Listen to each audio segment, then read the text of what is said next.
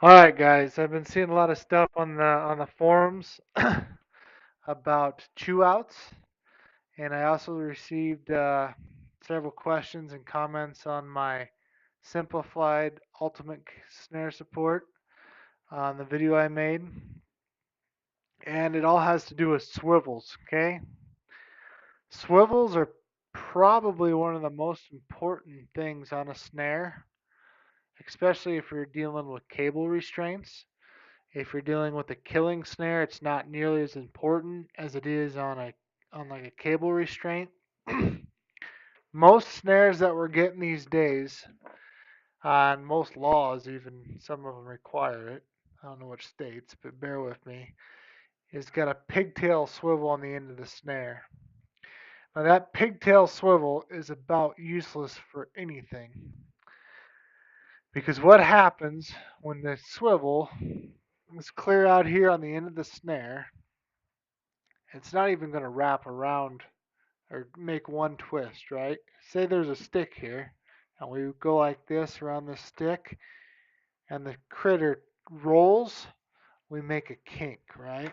Because this snare, the swivel's over here, it wraps around, it twists, and it kinks the cable.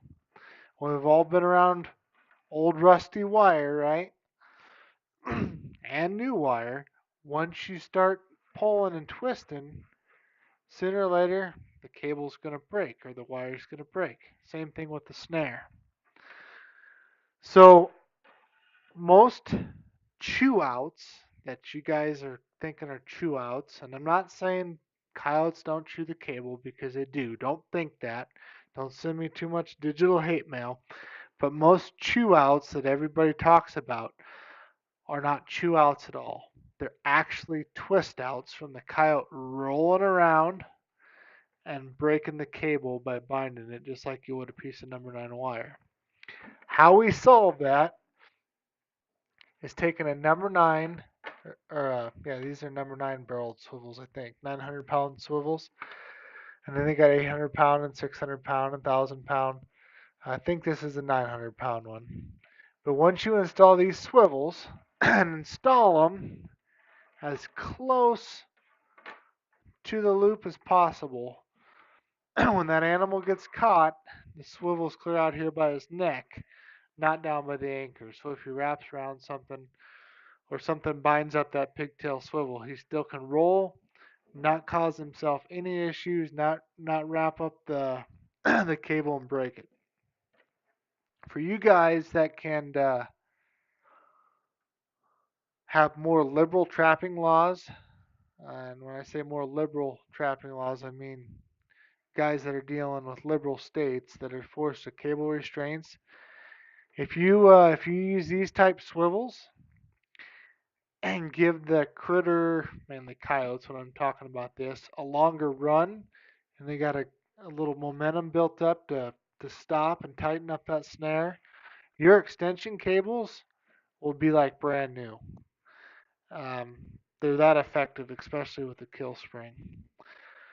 So the reason I made this video, I know when I made it, that ultimate snare support, this was the snare I used. I don't recommend these snares. This is a snare that was in my storage container. I'm not trapping at the moment. I'm in Oregon learning how to fly airplanes, so I was dinking around with a friend back home to show you guys that stuff just to kill time. I definitely believe in snares, and I think I ain't gonna put a percentage of it. Most problems with people's so-called chew outs would be solved if they just put a barreled swivel as close to the critter as possible.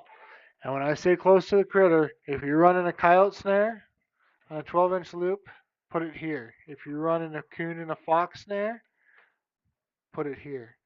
Adjust that swivel position to what kind of loop you're using for the critter. I think you'll do the animals a better favor.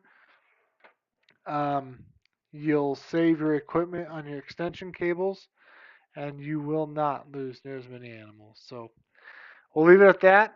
I appreciate you guys for watching my videos. Thank you.